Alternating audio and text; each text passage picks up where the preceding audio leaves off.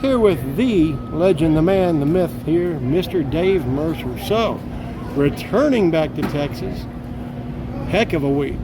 So, if you had to wrap it up in a nutshell, what's your week been like?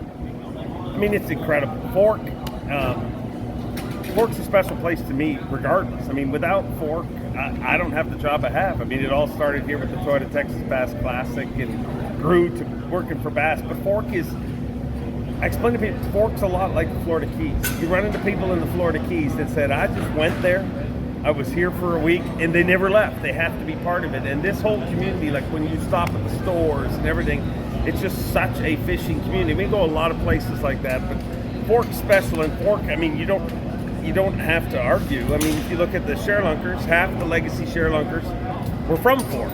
So it just, the numbers don't lie. And what blows me away about this lake is, when you compare it to Falcon, a place like that, Falcon is in the middle of nowhere. Amistad, OHIV and all these lakes that get all the hype, it's an effort to get this. Being as close to Dallas as Fork is, and to continue to put out the way it does, the pressure that it gets, it's the king. You ask me, for largemouth bass, I mean, this is the mecca. When it comes to the whole debate, if you will, on forward-facing sonar, as far as the debate's concerned, do you think the debate's overplayed? I think it's the biggest debate we've had in the sport in the history of the sport. I think it is overplayed in some ways. I mean, but I also understand how people, it's a big change. It's a total mind change the way you fish. And I think these last 2 weeks, I kind of had a bit of an epiphany watching it. And I'm like, because everybody always says, well, it's the older guys are not good at it. The younger guys are good at it because of technology. And I don't think that's the case. I mean, there's plenty of older guys that are great with it, but I think the advantage the younger guys have is it's their power fishing. For example, Jason Christie, 70 to 80% of Jason Christie's success has come power fishing. He knows how to use forward-facing sonar, but power fishing is 70 to 80% of the success. You look at these kids, they can do the other stuff. That crap that people say that they can't, I think that's just foolish. You think they got here? You think they just started in the last few years? They've been chasing this dream their whole life. But I think it's easier for them to block out the other stuff. Jason Christie's competing here, and everything's telling them, I got to get to the shore. I got to move to the shore. I got to change. I got to do what's brought me the success. They're able to focus and not do the other stuff. And I think it becomes incredibly hard when that bite's dominant, I think it becomes incredibly hard to compete against somebody that's only doing that. I think the debate's going to continue to go on. I think that there will probably be changes in the future. I don't know what those changes are, whether it be a limit of units, whether it be a limit of time that you can use it, whether it be a limit of events. I think that there will be changes in the future, or maybe there won't. I mean, but regardless, I think that the anglers of all people, they got the least amount of voice in it, in the way that not that their opinion doesn't matter, but Trey McKinney's voice, his job is to catch the most fish, the biggest 5 fish he can, with everything that's legal. It's legal now, and that's what you're seeing. Those that are accepting it, they're doing well. Will it change? Maybe. Should it change? Maybe. Maybe not. I mean, I get hammered on because people say, oh, you're not taking a direct stance.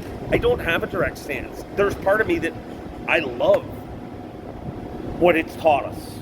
I love all, like this stuff we're seeing this week. I love all that. Is it like watching Steve Kendi catch an 8-pounder and a frog? Not even close. So I hate that. You know what I mean? But there's sport's evolving, and it's funny if you think about it like other things. One of our camera guys is 21 years old, and I had dinner. We were having a conversation. I said, "Why don't you use a map when you want to go somewhere?" And he's like, "Well, why would I? Why don't you learn to back up a vehicle without a backup control?" Well, why would I? I mean, that's the world they live in, and I think, as weird as it sounds, my life's easier than my dad's life. I hope my kid's life is easier than them. Whether that's a good thing or a bad thing, that's up for debate. But it is just how the world evolves. Speaking of Mr. McKinney, talk about a week for that young man. From all the young talent you've seen come through here, He's the youngest to notch a win, am I correct? Yeah, the youngest to qualify, the youngest to win, the youngest to get a century belt. He's the youngest to do everything. I mean, and that record got set just a few years ago. Jay Shakura. I mean, didn't last long, and I feel like it's going to be tough to imagine that even getting beaten. But oh yeah, right. When Jay did it, I was like, that's going to be tough to beat.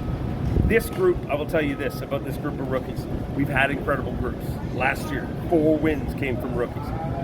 This is the most polished, put together, on the water, off the water group of rookies. They're all different people, but I think it's almost like an evolution of sport. You know, I grew up a big MMA fan, and in the past, you'd have people who were strikers or wrestlers, and then it started becoming this to the point where people were well-rounded in everything, and people took it a lot more serious. I remember 25 years ago, people going to the NHL, and I remember a veteran telling me, these rookies are ridiculous. They show up in shape. We go to training camp to get in shape. Sports evolve, and I think that's what we're seeing in front of our very eyes. Young man that's seems like mature beyond his years. Makes me feel like a fool. I mean, if we knew then what we know now. While I stood up there, here's all that went through my mind. I'm like, think of all the teenagers watching him. And you imagine for him, when he was 15, if he could have watched a 19-year-old win, like how much motivation.